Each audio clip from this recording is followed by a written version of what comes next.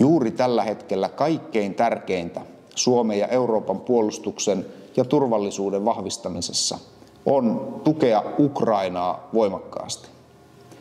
Tämä on tärkeää, jotta rauha voidaan saavuttaa Ukrainaan oikeudenmukaisesti. Niin, että se on ukrainalaisten hyväksyttävissä ja niin, että Venäjä ymmärtää, että se ei voittanut sotaa. Totta kai Venäjän hirmuhallitsijana Putin tulee esittämään voittona kaiken sen, mitä Venäjä lopulta tässä sodassa saavuttaa.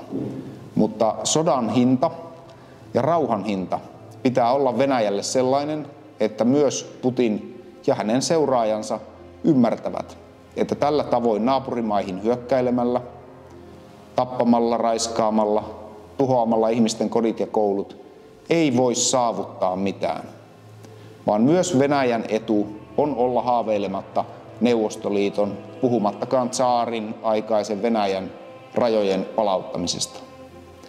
Se on myös Suomen turvallisuuden kannalta kaikkein tärkein asia. Venäjän täytyy hävitä tämä sota. Ja tähän Ukraina tarvitsee nyt meidän eurooppalaisten tukea. Totta kai myös Yhdysvaltain tukea ja viime kädessä varmasti vain Yhdysvallat voi antaa Ukrainalle sellaiset turvatakuut, että Ukraina voi rauhan solmia. Mutta tähän tilanteeseen, jossa ollaan rauhanneuvotteluihin menossa, Ukraina tarvitsee kipeästi meidän eurooppalaisten tukea.